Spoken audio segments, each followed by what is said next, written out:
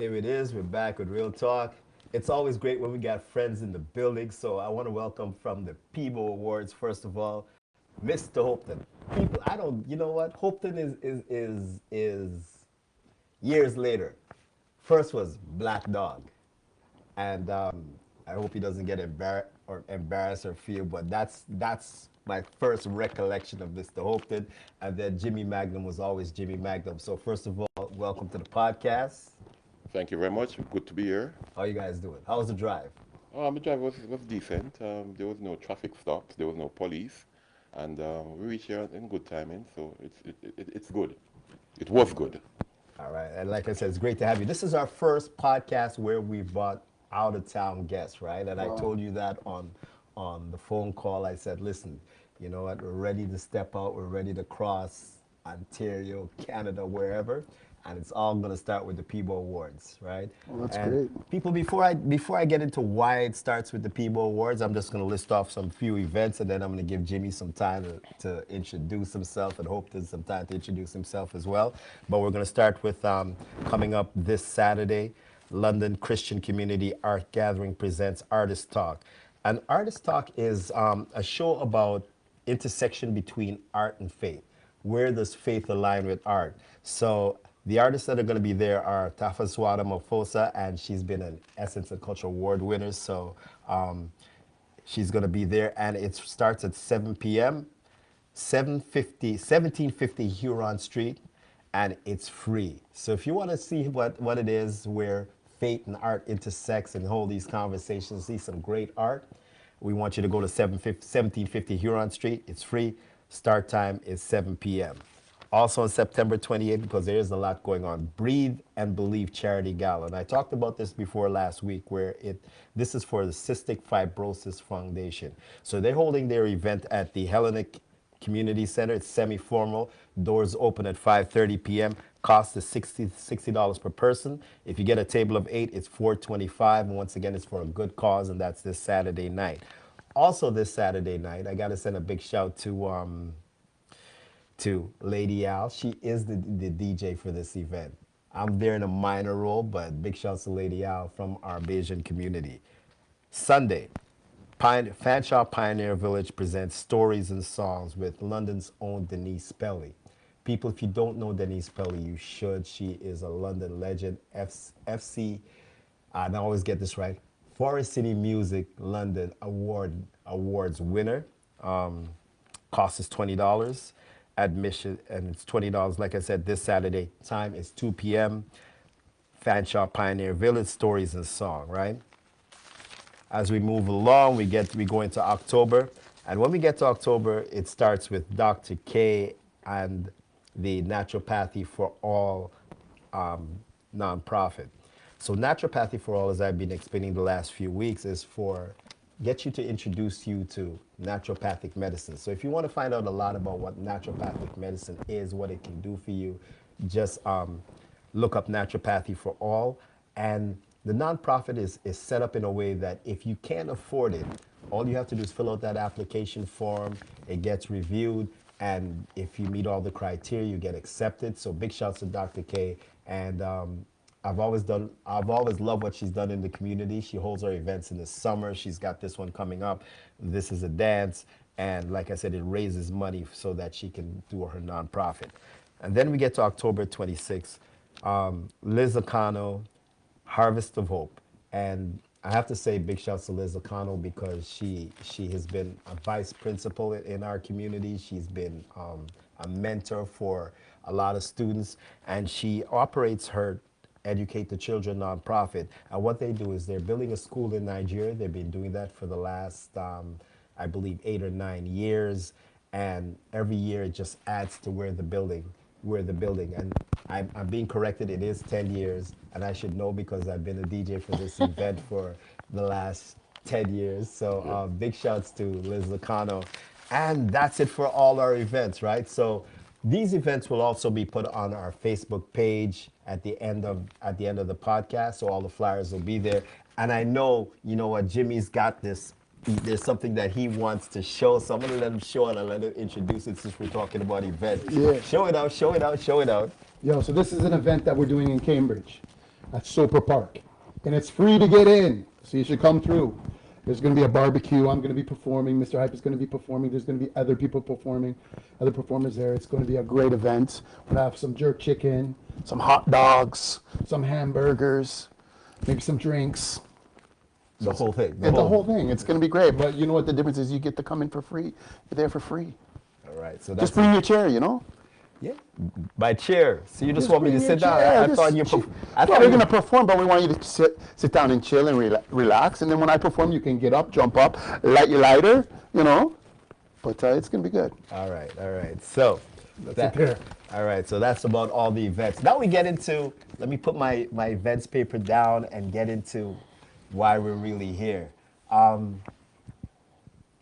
When we do these community events and when we talk about community events, like we've done before, it's always been in our city. And when we decided that we're going to stretch our legs and go up on the 401, our very first city that that we really get to, and I'm not talking Woodstock. When we go down that way, as we go east, it's Kitchener, Cambridge, Waterloo region, right? And you've been out there for years. Over 20. Over 20 years, Yeah. right? And you introduced something to that area, and it's called the Peabo Awards. Now, before we get to the Peabo Awards, first I want you to introduce yourself, right? And I want you to get a brief history of who you are, and then I'm going to ask questions so that we can get better at. Not that you're not going to give us the good answers, but we're going to ask the questions that will get you more definitive answers, if you want to say it like that. Okay, well, I'm a very simple guy, very humble. Certain words, any words over 5 letters, I don't know what they mean. So you have to use some small words to me. So like definitive, I don't know which letter start that word, but I'll try. I think it starts with D. But I'm not a person who loves those big words because I'm not very thing. Anyway, so my name is Hopeton Burke, also known as Mr. Smith. A lot of people don't know what Mr. Smith means, but I'm going to say it out loud for the first time since we are in London.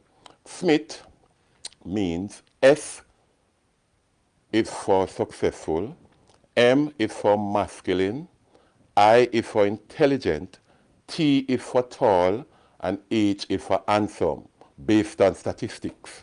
So that is what Mr. Smith represents.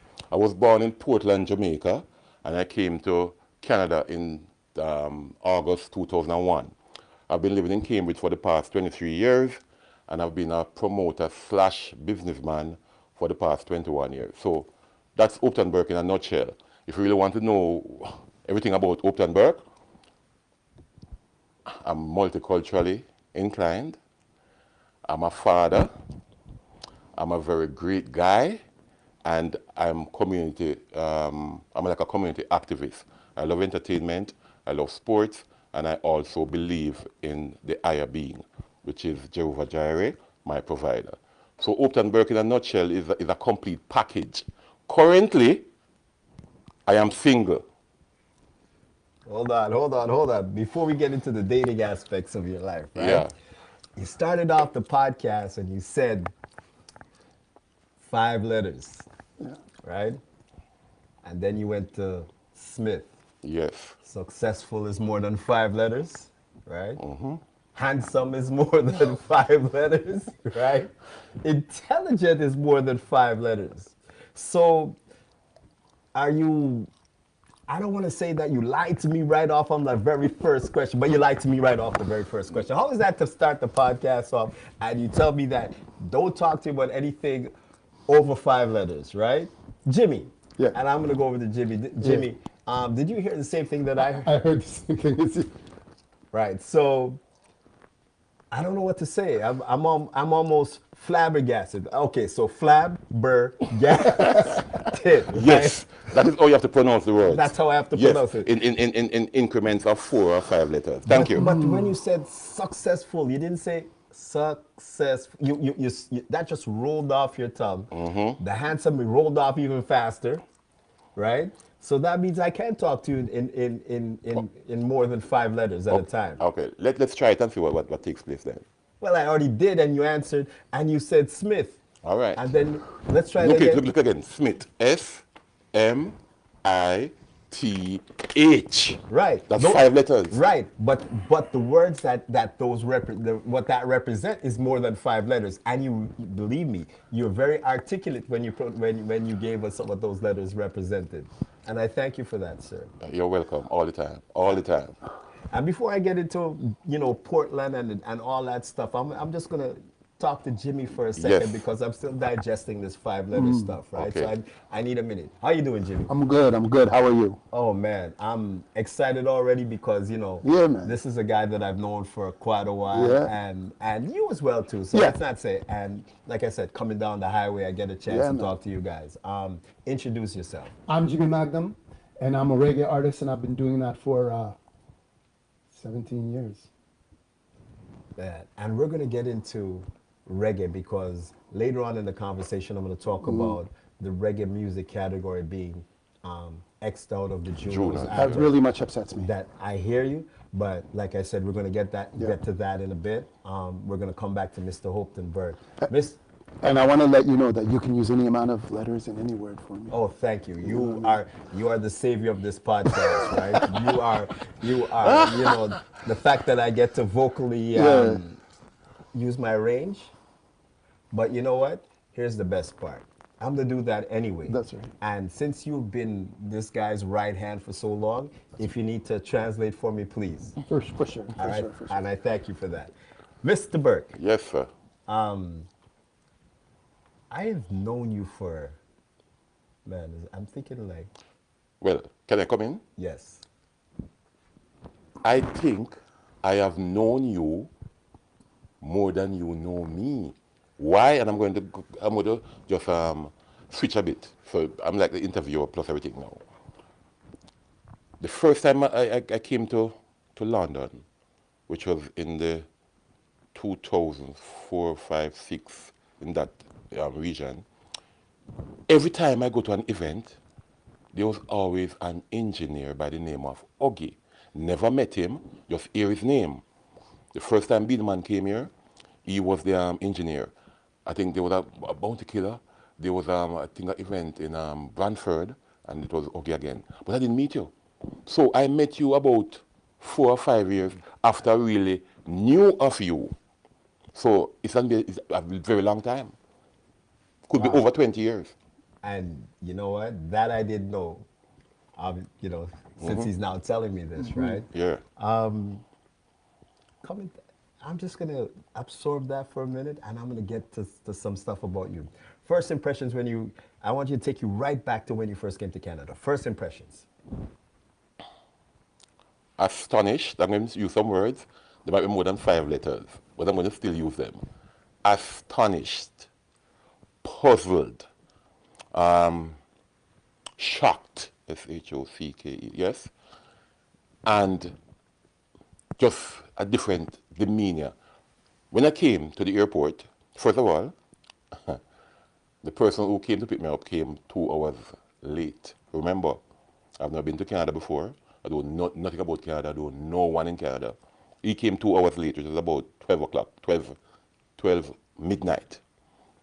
When he came on the highway and I saw so many lanes on the highway, I was saying, wait, how these people drive on this road? Because there are so many lanes and so many lights, so many bridges. So from the first night coming in, it was just amazement. I hear you. And for those that haven't been to Jamaica, it's 1 lane in the country, and especially at that time, 1 lane in the country, and 2 lanes coming out of Mobe and Kingston too, right? That's at that time. Things have changed, but the minute you hit the country, it's 1 lane, right? When a truck comes around, the truck has to beep so that everybody knows the truck is coming, right? And all that stuff. So that's just a little touchdown. So first good experience in Canada. First good, I came here on a Sunday night, and the Monday morning, my then sister-in-law brought me to the government office, which is, we call it, to get your SIM card and stuff. And when I went in there, everyone said to me, hi, good afternoon, and they were all, good morning, and they were all smiling. Now in Jamaica, nobody smiled with nobody in the morning. There was nothing good in Jamaica about in the mornings. Especially So, government office, especially yes, going into a government office. office. Right. And then everybody was saying, hi, good morning. And so I don't use good morning. Now, they talk differently from when I just came here. And when I hear the little accent, Canadian accent, plus I saw some ladies, especially the blonde ladies, them in some nice clothes and stuff. I've not seen those stuff before, only in magazine. So when I saw them and they said good morning, immediately I'm saying to myself, I love this country. I like these ladies. They're looking good. I love the country. So that was my first experience. The second one, went to Winners, and a lady came in and asked me how long I've been in Canada. And I told her I came here last night. And she said, what do you like in the store? And I end up getting a prize that I can't mention on here from this lady. 2 weeks after she got my number, and she ended up taking me for lunch and dinner and breakfast. So that was a very good experience. Now, it's funny that you mentioned the blonde ladies and all that stuff, right? And people were thinking, the first thought is, well, that experience. What about? But for people that don't know, if you're from Jamaica, right? Outside of, once again, Kingston and Montego Montego Bay. Bay, Ocho Rios, not even Maypen, not even, but Ochi and some of those areas, the chances of you running into a white person back in those days, right? Because remember, we're talking 1999, right? You came here, like you said, 2001, 2001, right? yeah. So in the 90s, in the country, it's rare, Yeah, right. yeah. right? And so he's just letting us know That's right, yeah. this is a true fact. Coming to Canada and seeing blonde ladies, Yeah. right? It's something that you're actually gonna Would be get. different. Yeah, it's different, and it's like wow, right? And I can relate to the fact. I can relate to that fact, right? Um, I remember seeing white people at West Indies College because I went to West Indies College, College. right? And In Mandeville. yeah, in Mandeville. So I went to West Indies College, and there was like one or two, right? I remember our financial controller was a German, right? Yeah, and in Mandeville there was also Church Teachers College, Yes, right? yes. And so there was a couple of Venezuelans, right? So they were right and all that stuff. So that's it. But to see them on a wide scale, right, in numbers, it took coming to Canada. So it is an adjustment, Yeah. and your eyes do open, and you do like, wait a minute, this is, wow, look what I came into, right? Yes, So yes. I just have to bring it to put it in the actual context That's so right. people really understand what's going on. There is a cultural adaptation that has to go in when you first come to Canada if you're coming from certain parts in those days, right? So, yeah. When you came to, did you come right to Kitchener, Cambridge area? I did not turn off. Straight from Pearson Airport, straight into Cambridge, and I'm still in Cambridge after so many years, 23 years. I've never lived outside of Cambridge. So Cambridge is like my new Jamaica, basically. Okay. Yeah. You're home. So, in 20 years, how have you seen Cambridge grow and change? Exponentially. Exponentially. When I came, the population for Cambridge was like 192,000. It's almost 500,000 now, which is 500,000. So that alone. All the cornfields have now become developed areas for apartment buildings or for business establishments. There were only one, there was only one restaurant, Jamaican style. Now there are four. There were 20, no, there was 2, 3, 4, 5, 6 Tim Horton. There's now 60. It's 60 or 16, one of them. One of them. And McDonald's, it was only one, now there's 3 or 4. KFC, it was only one, there's now 4 or 5. And the list goes on. So it has transformed into a small Toronto, basically.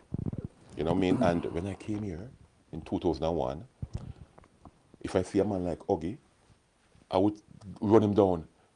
Black man, You know what I mean? Yeah. Because there were a lot of us. Now, when I see them on the road, I'm hiding. Too much. Different cultures. You have Africans now. Some man from some place down the road. Unlimited. Unlimited. Unlimited. Unlimited. But it has changed a lot. And it is a place now where the only thing I love with Cambridge as well, you can leave your doors open at night. Your kids, it's a good place to grow your kids, especially the younger ones, to develop them in the right men and women of tomorrow. If there's an incident at an event per se, it's mostly Jamaican men again, fighting over Canadian women again, but there's no real incident per se.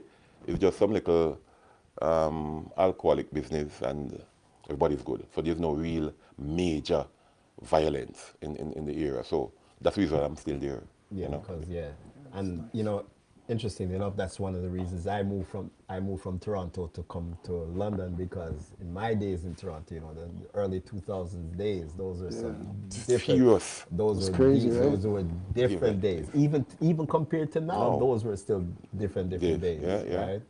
right? Gotta bring Jimmy into this conversation. Always. I'm just listening, you know? I know two of us middle-aged guys talking. Oh, I'm sorry, I forgot you're a young guy. No, man. Okay, I glad to bring up that age business. Someone asked me recently how old I think Augie is. Oh my goodness. 29. No, listen. But the reason why I answered with confidence, I had this conversation with Augie about 2-3 years ago about age business. Ladies and gentlemen, I don't know if you guys know who Augie really is. He's the interviewer, but I love this atmosphere, all right? Okay, hold on. Let me interrupt you for a minute. Yeah. If you go with that 4-letter stuff, I have an engineer that will cut you off. All right. All right. Okay. So let's finish off the 4 letters. All right. Right. All right. And yes, this is my interview. Augie, I don't know if you guys know this. Augie has been around from Tupac days, Biggie days. People don't know who Augie is. Oh my goodness. You just say Augie here and become here ball and thing and look so tall and slim. You think this guy is 1920. This man has been around. Tupac, listen. From Tupac days, Biggie days, Augie has been around. I don't know if he was an engineer or a performer. This man usually break dance, I think. Some dancing business. So don't take the man as simple. This is Augie, the real Augie, not no fake Augie, the official Augie we're dealing with today. Wait, what do you mean by fake huggy? I don't understand about the fake. No, you have a lot of fake people now. But you are the original Augie. But I'm stealing name. No, I tell you. This is the original Augie. So anybody named Augie, if they want name Augie Beer or Augie Dog, this is the original Augie. And I want to thank you for everything you said, especially about me being around, but we'll get to that. No, am I lying? No, first of all, were you around during Tupac and Biggie days? That's all I want to know. Were you an engineer then, or just a guy with just give us a little 3 minutes of who is Augie? Because that's what I want to know. I want the crowd to know this. Me know already. I want the crowd to know how long Augie about as a senior man. I can say without a shadow of a doubt, I'm one of 2 guys right now, or 3 guys right now sitting down in Canada that said they played for a Notorious B.I.G. party. Because there was only one in Canada. There was only one. He only came here once, right? And fortunate to, because of a gentleman by the name of Barry Booth, TKO, right, which was the ruling sound at the time, and I was there as an engineer and some other stuff, being able to cross over, right, because it's being from Jamaica, right? Yeah. So I was always able to cross over, cross back, cross over, cross back. So I crossed over from reggae to hip hop to even to the early days of house. Right? Nice. Because remember, early days of house, it was singing. Yes. It was vocals, right? Vocals, yeah. Yeah. So I was able to cross over and all just because versatility, I think, you know, blessed. more than anything, blessed to meet certain people. Yes. And I'm going to say this name Barry Booth again because that was the biggest reason I was able to cross over and cross back. And then Ron Nelson, some other people. That's, like I said, that's a whole different podcast. But that's just to answer your question on that. Yes, I've been around for that long. Okay. Right. Thank you very much, gentlemen and ladies. This is the man, Huggy. All right, let's go. This is, by the way, this is real talk. So hey, no more interviewing me. All right, all right. I need to find out about the Peabo Awards, Okay. right? And you see how you just threw me off of Jimmy Magnum, and that's your boy. All right. All right. Can you not do that to Jimmy? Thank you very much, sir. I have to put him in place. Don't do this to Jimmy. Jimmy, Yep. you have been on the scene for a long time. Yeah. I remember first meeting and like, yo, this is my guy that's singing reggae, Yeah. right? From way back when, right? Yeah. And you've always had a great work ethic, right? Thank you. Where did it start? Okay. Where did my work ethic start? No, not the work ethic, the music. The music, deciding that you're going to be a reggae artist. Okay. So I'm going to tell you something. I'm going to tell you a story because it's crazy. Because many people don't know this. But when I was 4 years old, my brother-in-law came from Jamaica, right? Him and my sister got married. So when he first came, he couldn't really get a job right away. So they lived in Hamilton. So he decided he would do parties. And I remember going down there with my mother, and my mother would serve the bar. My sister would serve the food, and he would DJ. And I remember being 4, 5, 6, 7 years old, that whole time just sitting on the step listening and listening and listening. And every time before that party started, I asked him if I could grab the mic. And I always tried to DJ what they were playing. So from when I was young, I wanted to be a reggae artist. And to be honest with you, my dream was to be the first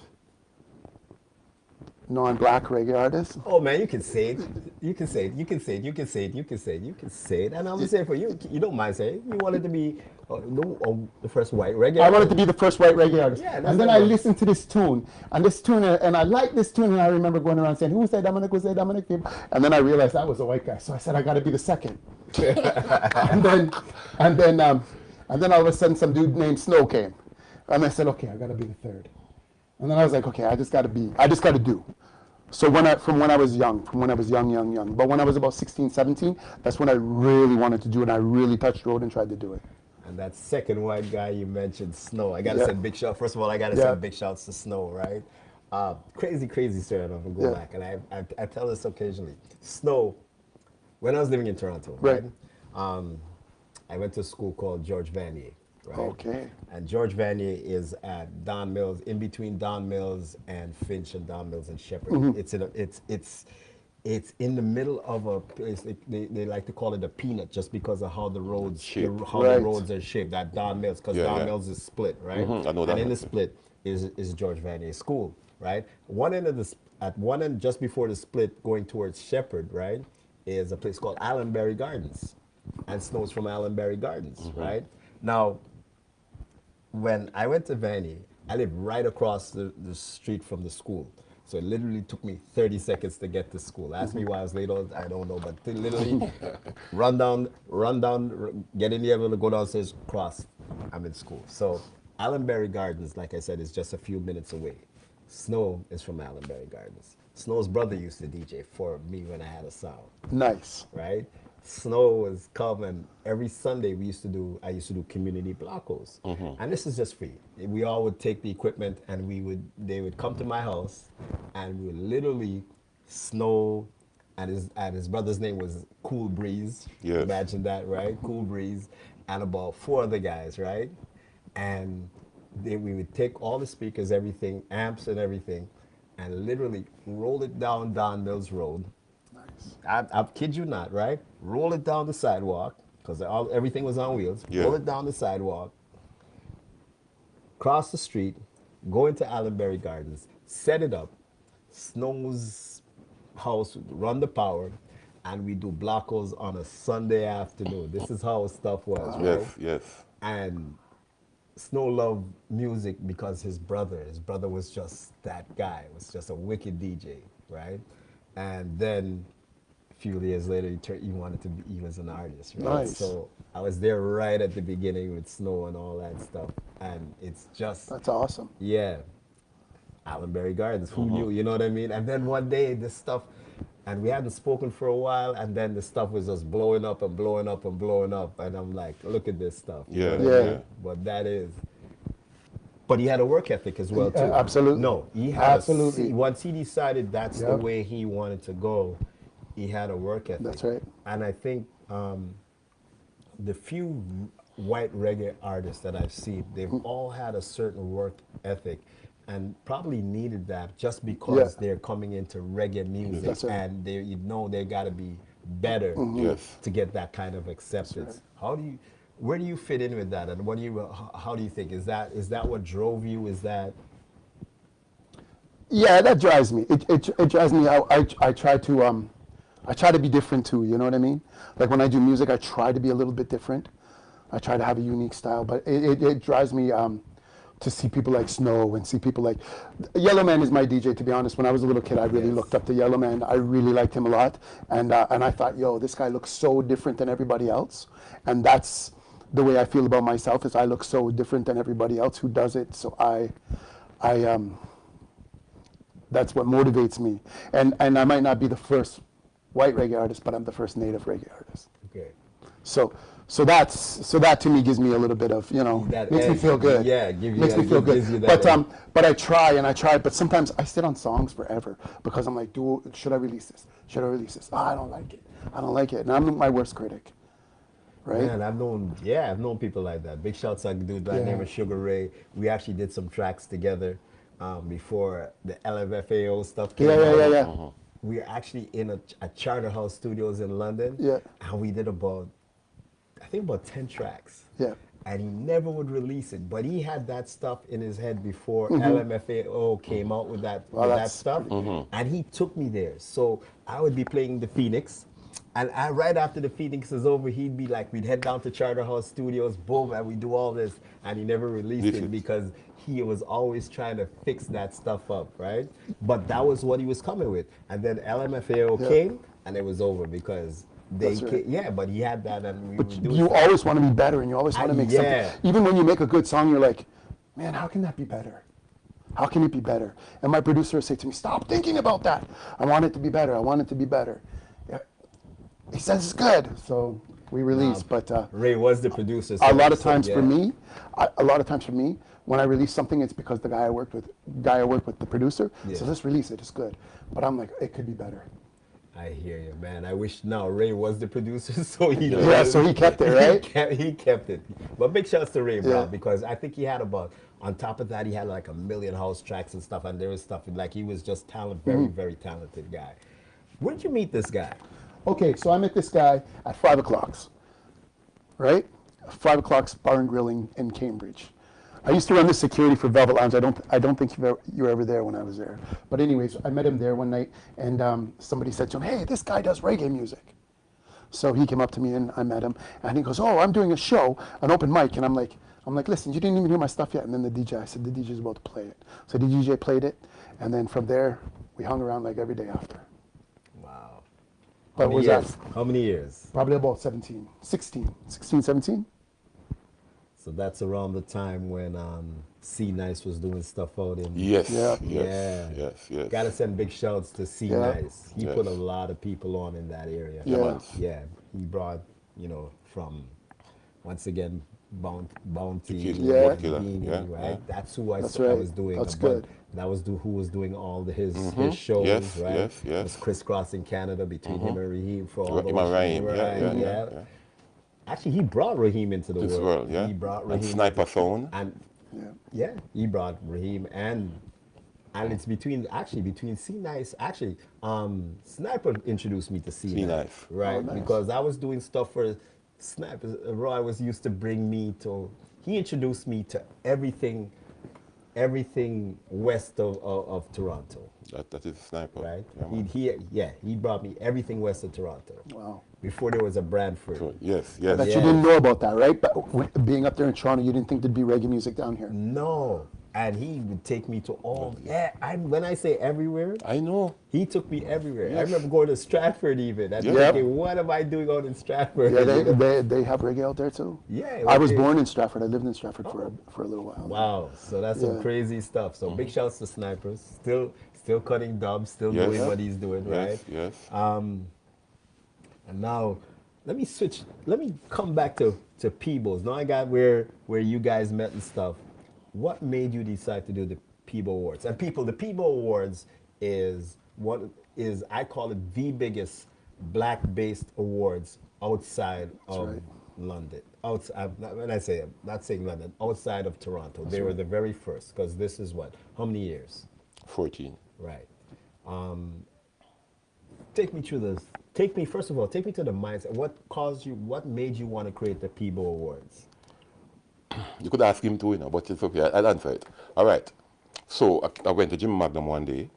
The reason why I went to him, so this is 2010. I came here 2001. And for about 6, 7 years, every time I went to a corporate event or any event with a lot of multicultural people, and it is exotic, sophisticated, it's always done by multicultural people. So I said to myself, no man, why can't we as Caribbean or African people do something of this nature? Meaning something where you can dress up, you can play good and great music, no swearing, just something where your kids can go without any issues. Why we can't do it? So I went to Jim Magnum one day and said, Jim Magnum, we need to do a award show, recognize some people because, I mean, it's not here in this region. And I said, yeah man, it sounds like a good idea. Yeah. Then, I think we went to an event and I said, I want something similar to this. And he said, yes, I like how this look. Now, the Peabo Awards came after I went home, and most of my events, I do it based on what I see in the ceiling in the nights or in the mornings. Because I love to, when I'm in my room, I love to sleep with my head up.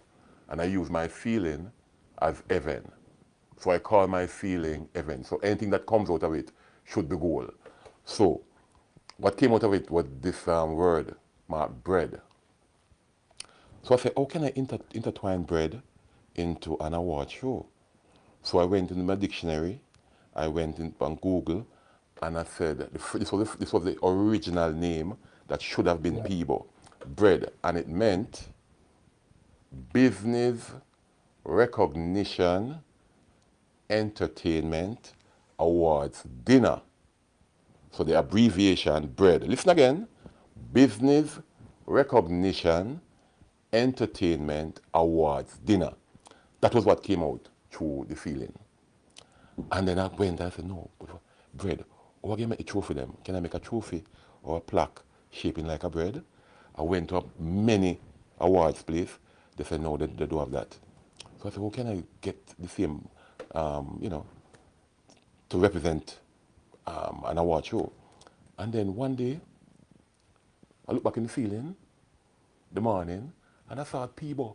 And I said, wait, Peabo, this sounds better, man. How can I find an abbreviation to represent an award show?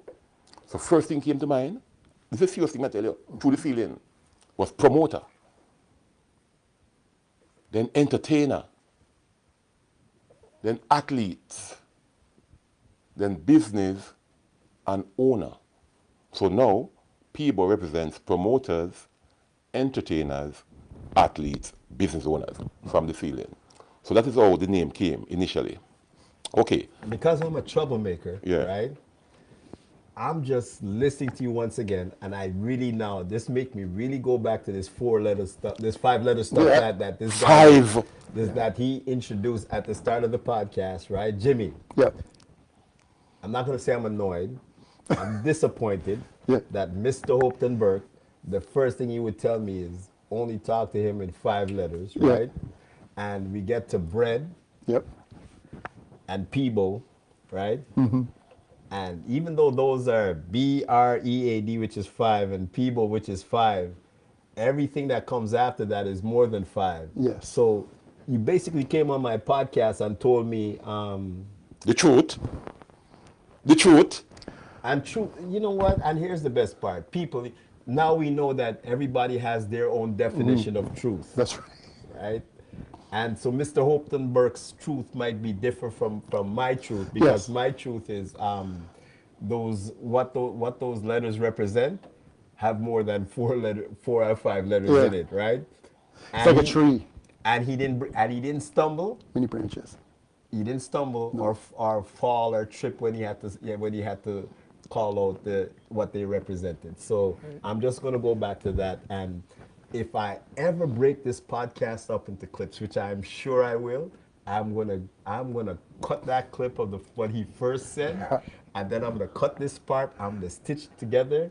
I'm gonna put the words truth or untruth and run it out there on social media just for, and it's just so I get a sense. Call it a census. You can. You can. I hope you have a lot of friends, Unlimited. and I believe you. So, Unlimited. so you get to the Peabos. Yes. Okay, so And then found a location through Jim Magnum, which was 5 o'clock. It's a small Yes. restaurant. And I say, you know what? It's the first year, so just take it step by step. Because everyone that I went to about 10 different personnel, promoters, whatever. And say, listen to me, let's come together and just start something to recognize people in the community for Southwestern Ontario. And they say, yeah, man, it sounds good.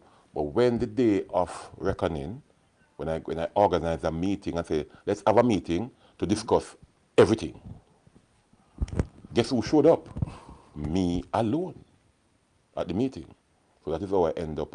Even Jim Magnum, I think Jim Magnum came the first time, and then he was saying yes, and then I just said, you know what, I'm just going to try what's going to happen.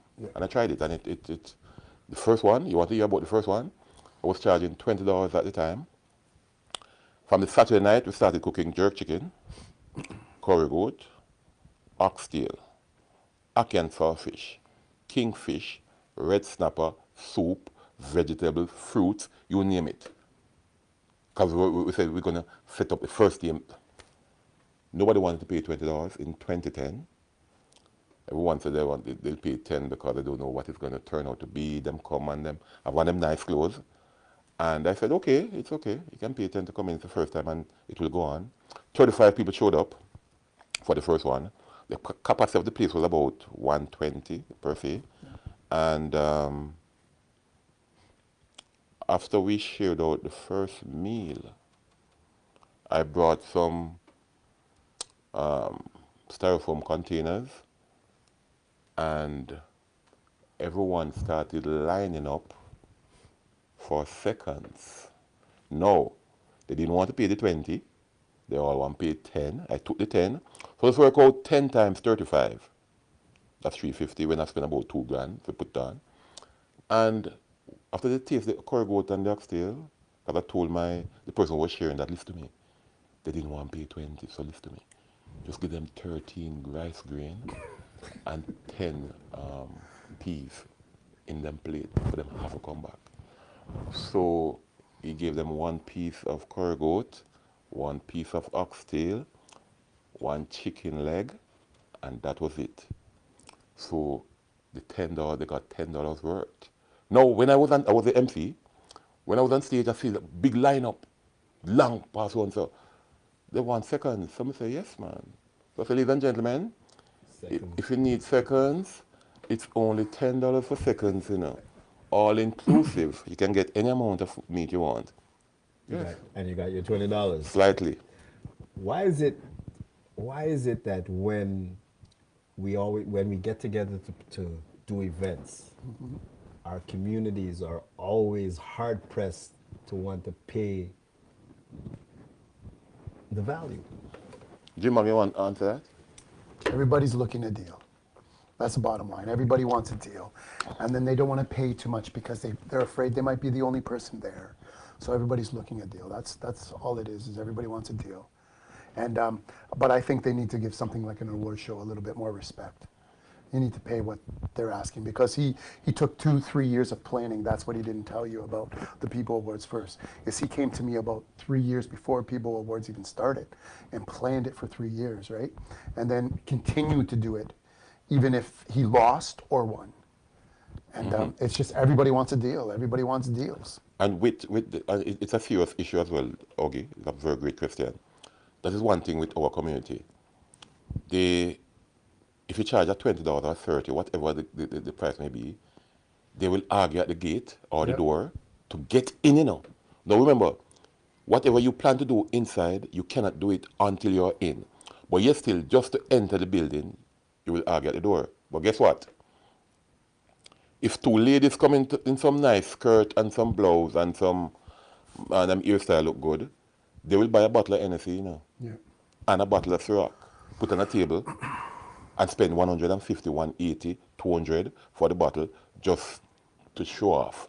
But just to enter the building. They don't, will. And this goes beyond whether it's a party or anything like that. Yes. I'm just talking about support on a whole. That's right. It's crazy. Right? When it comes down to the entertainment scene, right? I find it sometimes where we've had a harder time supporting our own events, but we'll go to other people's events That's right. and pull out that money Without any and doubt. pay- without any doubt. If you go to a rap show, I'm sorry for interrupting. If you go to a rap show and the ticket is $75, you're paying $75 and you're not getting in. So it should be the same thing if you go to watch a reggae performance. You shouldn't be able to barter to get into the door. That artist has to get paid, and if we don't make the money from the door, the promoter has to pay them, right? The DJs have to be paid. Right. And like you said, getting back, and in the entertainment aspect, like you said, getting back to the drinks, they will buy the drinks. They will, you know, if and I'm going to say this once again, if there is something if there's someone they're trying to impress, because even here, sometimes they go and they don't want to pay the money for the drinks either, but they'll go to other places and support that establishment, right? They'll go, and when I say other place, let me be very clear. They'll go to, if you're a black person running an event and your people come, sometimes they don't want to deal with your event the way they should. That's right. But if they go to a white event or any other, they'll pay that money right away, no question No question asked. No question asked, right? Yeah. And so it's always been in certain aspects. Yeah. As we come into now, here we are, 2025 is around the corner, right? Have you seen any changes in the way they are in that way? If there have been changes based on my eyesight and my opinion, I would say it's minimal. Minimal meaning 40% might change. So if it is 100 persons, 40 will change their mindset. This next 60 will never change, or they don't plan to change yet. And remember, I'm getting a bit older now. So I'm close to 60. So my events that I'm going to now, they are all mature events. No more daggering, no more jump and shoulder. Plus I can't manage nothing again. I've reached a stage now where I don't want even to get into that. But I have to be very subtle now in my behavior, and also stay like a mentor to the younger guys, younger ladies. So I've said about 40% have changed in terms of door business. And now, what I realized, and I was talking to Jimmy Magnum coming in, I wonder if I should say it on this platform. We have to be smart now as promoters. There's something that I learned recently, and I'm going to put it in place. You have to be very smart. Ticket business, when you were having any events, ladies and gentlemen, try and print tickets. We don't like to print tickets as multicultural people. Print tickets. Tickets that I've learned over the years is very vital in demanding or letting different ethnic groups go to your event when they see tickets. And a lot of people don't understand the technicalities behind tickets and just going to the gate. When you have tickets, this is an example. So say Bob Marley, Elvis Presley, and Tupac is going to be performing at an event. And you put $100 on the ticket. Okay, 3 big artists. They are now deceased, but just in your mind, just a mindset type of artist. Now, so Huggy now come to Hopeton Burke and say he want come to the event early bird, 100. However, Huggy, you really wanted $75 per ticket, you know, but you print 100 on the ticket, but you really wanted 75. Now, when a man like Huggy come to me and say, boy, Hopeton, boy, you can get a deal. It's all right, give me 75. Are you all right? Now, you will be in your heart feel comfortably, you know, because you think you get a deal. But there was no deal because you really want 75 was your figure, but you put 100 on the ticket. So, ladies and gentlemen, that's just one of the tips that I can give out right now. There'll be no more. And tips is TIPS, that's 4 letter. Anyway, yes. So, that's just what we can do as a multicultural group. Tickets. Okay? So that's my answer for the question about. And since you came back to me with your 4 letter, I'm going to give you 2 words, right? Yeah. One is 4 letters and one is 3 letters. Yeah. LOCK, right? Yeah? OFF. All right.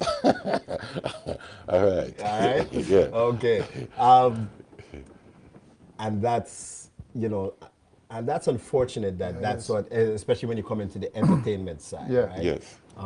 Entertainment side has always had its ups and downs, Yes. right? Yeah. Years back, there used to be a ton of shady promoters. That's right. Then artists themselves didn't represent the product That's well, right. right? And when we talk, I'm talking, and I'm gonna say I'm talking a lot in the reggae circles, the reggae dancehall circles, and even the hip hop circles, because Yeah. I've floated You're right. between, Yeah, right? yeah.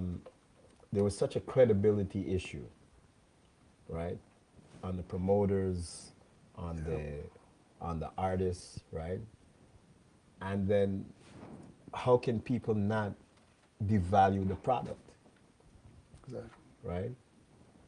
If you have a promoter and a promoter is not delivering, right, the way it's supposed to, and people already know that because when you talk reggae and dancehall, people, it's something that's been ingrained in people for so long. On top of the fact that there's a certain monetary, I don't even know what to say. And the right word is cheapness, Yeah. frugality. If you want to be frugality, but there's a certain cheapness, and there's a certain, because typical thing is, an artist comes and you are like, nope, I don't want to pay this money to see this artist. I don't understand why this artist should get this money.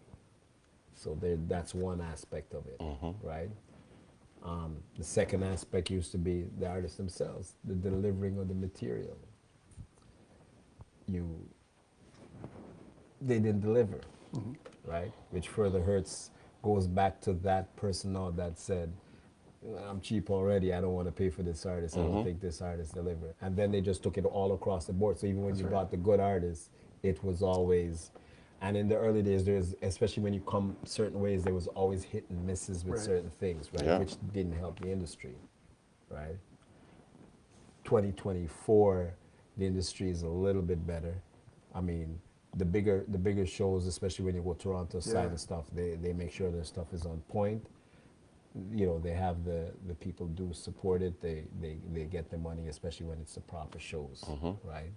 There's still a little bit of lagging in the shows as you come farther out of Toronto, right? Where people are deciding on the value that they put on the shows. Yeah. Yeah. And that's regardless of your artist, right? The Peabos, have people, as you come through the years, have you seen people put that value on the Peabos? Negative or positive, because they are both, you know. I can tell you. No, when I say value, Yes. I'm going to talk about a positive value, so that if the Peabos now, let's say the Peabos this year is $60, $50, whatever it is, do you see it as, are you able to get that? Yes and no. Yes, being you have certain consistent, or I would say consistent clients or guests that will within the first 3-4 weeks of advertisement, they'll book their tickets or their tables immediately. Certain, and there are some that will come every year, and they will complain every single year. Now, let me just give you a little analysis of the whole Peabo from start till today. As I told you, the first year we started at $20, and that went for 5 years at 20. Then I think 2015 or 16 thereabout, it went to 40. Then 3 years after, it went to 50. So it was capped at 50. However, 50 I've been for about almost 5 years now. Okay? Now I've been to other events similar to Peabo, but different, they're similar in terms of sophistication. And they're charging 75, some are even charging 100, even 120. I've been there in Toronto, which is different. But it's basically, and people pay it, without a doubt. Now, with Peabo, the thing is, a lot of people criticize the event, but they have never been to the event. So they use social media, hearsay, and negative thinking, and put it in their own head and other people's head that it doesn't worth the money. They've never been there. They've never had the experience. They might see it on social media in terms of videos or pictures, and they might have a little understanding, but they don't know the full value of the event or what it is really for. So they just hearsay, social media, and negative maybe reports. They will just take it and say, yes, that's how it is, when they have never been there. Because I know several people that have never been there, see them on the road, and when their friends are buying tickets, they will say to them, you sure you want to go to the event? And them say, yes, it's a nice event. Well, that's not what I heard though. Well, isn't that the way our community works? Yes. That's such the way our community works, Yes. right? And now you're going to talk about the value of the Peabo. So I'm going to ask you, right? If you had to define the value, when I say, and I'm going to be even clear, how many awards do you give out? It range from 15 to 25. Right. This year it's going to be definitely 20, strictly 20. We have a reason why 20 as well. And How many people are affected by these awards? When I say affected, let's look at from the nominees to the award winners. So, on a given year, is it 200 people? Is it 300 people that are directly affected? And like I said, once again, it's and I'm just dealing with it whether it's nominees. So if you're giving out 20 awards, you've got all these categories. On an average, how many nominees per category? I would say 10, Right. on an average, 10. So right off the bat. Because I'm going to tell you one thing, which is, because some other people know, I'm not really dealing with the people this year in terms, like the years before. I have delegations now, so they just call me, I say yes or no, and that's it. So at my age and stage now, I'm really passing it down to some people, but I haven't seen the right fit yet, but I have some people right now that are very serious, more serious than I am with it. But there's one category, or two, even the person that are dealing with the auditing and the accounting of the event and whatever, because all I do is promote the event now, and they deal with all the logistics. There's two categories that are very serious from day one until now. Yes. Disc jockey, Yes. because it's a disc jockey thing, is very serious. People don't understand it. Yes. You have to be in it to know. You have 5 million disc jockey out there, you know. 5 million. That's right. And then you have 4.6 upcoming disc jockeys, you know. I hear So you. when the nomination come out, you know, the listing take up whatever page you have, it take it up. Yes. And then now you have to choose. Just imagine with disc jockey now. You have to choose. There are two categories. I'm going to use disc jockey for now. You have to choose. So you can choose whether voting or a team to choose the disc jockey and the upcoming disc jockey. Just think about that. A lot of disc jockeys, the girl that is dealing with it right now, she said, Hopeton, you deal with this? I said, I'm glad you're coming in it now. Because it's brutal. So, and then now when a disc jockey is chosen, and an upcoming disc jockey, there's always some form of, oh, it should be this guy because this guy did this. And it's difficult. 'Cause I'm better than he is. Yeah, there's so many. I'm bigger than he is. It's a very political category, Oh, yes. to say the least. Very, very, very, very seriously political category, Yeah. right? Wow. So with that category, like you said, with that category, so that probably puts you around 300 people. Easily. Easily. Easily. Easily. Plus, the next one is promoter of the year. Oh. Is it a female or a male? Yes. No. Just think about how much promoter you have in London alone. Just think about it. Yeah. How much you have in Cambridge, how much promoter you have in Kitchener, go right back to Hamilton, Leamington. Because Leamington, listen, Oh, Leamington has a ton of everything. right now, Leamington is taking over the whole place. You know? Yes. No, people don't know it. It's the next Toronto, you know. Yeah, Leamington is. As simple as it. Because I've been there several nights, so people that know something there. I mean, I watch them and say, no, man, them people are different than Leamington. Yeah, There's some Leamington- different people out there. Leamington is, and I know Leamington because years I was, part of my coming down the 401 was right because that was like the last set of stages where I was going. Leamington was between Leamington and Windsor. Blenheim, Yes. Blenheim, Chatham area, right? Yes. So that was like my last. I'd already come through, as you know, with you guys. I'd already come through Kitchener, Cambridge, right? And Bradford, because we all started Bradford. Yep. We Yes. were one of the first to be in Bradford because we were there before. Who was there in Bradford? It was not Sea Nice. It was Everton and White Gold. And then White when Gold, we- yes. we before yes, them. yes. Because when we rolled into Bradford, there was nothing. There was just one restaurant in Bradford that had a barbershop.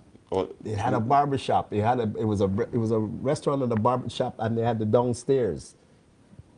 This is one. This is like I said. This is before legally. This is before the. well, before okay, as I said to you, you have been around town Yeah, for a long while. that's before those guys got there because I look at those guys as they're the next set that came, right? Yeah. And this is true to Sniper, right? So we're there, and Bradford is nothing other than Wayne Gretzky, that community center. At Yes, that time, yes. all there was Wayne Gretzky Community Center, and for a West Indian population, there was one restaurant. Yes.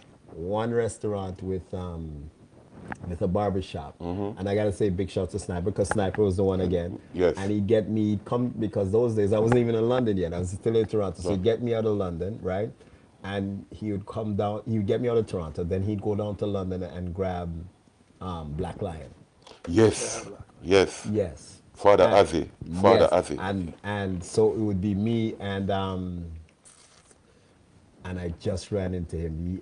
Ozzy at the time had two guys, Major and Tall Man, and it would be Major and me going down to Brantford, and that's really the start of the Caribbean stuff in Brantford. Yeah, man. And so I know those days with you guys and all that stuff, right? So there's seeing the stuff grow and come around, and it's still. I know. But as I said, it's just work in progress. And this year, it has progressed. I can tell because we started from February this year, started all the behind the scenes, and it's coming to light now. The date will be Sunday, November 17th, and it's a Sunday for a special reason. Most of the complaints were from the business aspect. Yeah. They thrive on Saturdays, and when you have the event on Saturdays, they cannot attend and they want to. So Sundays, November 17th, Sunday, November 17th, will be the date for the 14th annual Peabo Excellence Awards, and that's what I want to change as well. It's no more Peabo Awards Gala.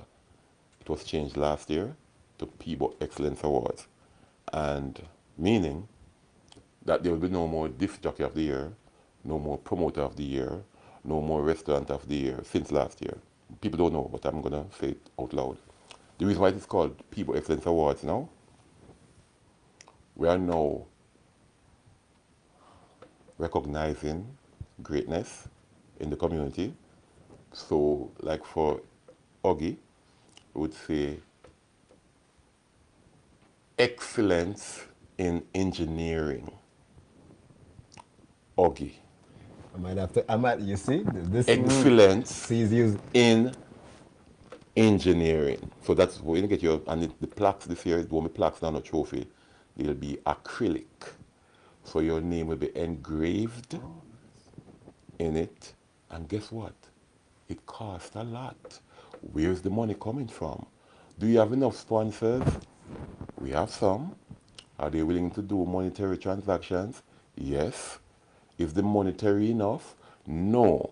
So right now, if you're a sponsor and you want any gratification or no recognition of your company, Peabo Excellence Awards needs sponsorship, monetary. This way, when you go on the flyer or the poster or the magazine, there's a slot called Brought to You By. That's the biggest slot. So it will say Peabo Excellence Awards 2024 brought to you by Real Talk, Straight Talk. Initiated RTST. Real Talk, Straight Talk. You are alone on the advertisement. Can you imagine that? In a magazine, front page, CTV front page, man. I'm so speechless right now. This is how I'm gonna end this podcast. This is it. Hold on, let me get that. See, this is what I love about Hopeton. Hopeton went from Engineer of the Year to Real Talk, Straight Talk, sponsor.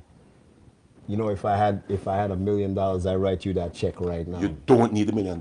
Oh, thank God, because all I we have need, is all we need is the production. Ladies and gentlemen, I'm going to tell you guys something. This is not a secondary studio. It is tertiary. All right? The setup, listen to me, I've been around town and back. I've traveled the Caribbean. I played cricket for Jamaica. No, listen to me, I don't want to talk about me right now, people. This is the setup that we need. I wish we had somebody else in the background or foreground to just take the picture and video of this setup. This is, I've never been to a professional. Look at this, ladies and gentlemen. Oh, come on. Look at the microphone, man. I don't have to hold nothing in my hand, man. Ladies and gentlemen, I can talk patois. No, I can talk English. And I can talk patois too. But Real Talk, Straight Talk, this production here, industry standard. That's all I'm going to say. IS is the initial. Industry standard. I'm gonna thank you for all of that. You too, Jimmy. Got a great team, great team. Because no matter what we put, if we don't have the people to do it and operate it and take care of it, then we can't produce something that this, right? And you know, like I told you the story before, it's something we picked up since COVID and have to do a lot of work. And you can even see the progress from our first set of cameras to where we are right now. And this year we've been working hard to improve it again because we want to be able to take it on the road. Nice. Like I said, we want to come down to 401 and bring guys like you in. But we also want to come down the road with our stuff so that sometimes we'll come to you as well too. So this is how we're going to get it done. Jimmy, it's so much of a pleasure. And Mr. Hopeton Burke, it's so much because like I said, we go back for so, well, all of us, right? We go back for so long and to see the progress. Love the Peabo Awards, right? I've won a couple. I gotta say, you know, I've won a few. I've run a couple of awards, right? But it's good to get that in, and for us for us being our first out of town guest, right? Like I said, it was calculated to bring the Peabos, right? Because one, you've launched right now, so people go online, look up the Peabo Awards. If there's a category that you see somebody fits in, make sure you put in those nominations. If you find it somewhere that you want to sponsor the Peabos, please do so too, because as a fellow an award promoter, I know the ins and outs and what it needs and the budget and the pulling of the hair. That's why all of us here. This is a ball guy convention. We have none. And so it's appreciated what you do, right? To everybody out in Kitchener, Cambridge, Waterloo, you're going to see us out there with Real Talk. You're going to see us out there because we've got that invite. Thank you. And this has been another. Yeah, you're welcome.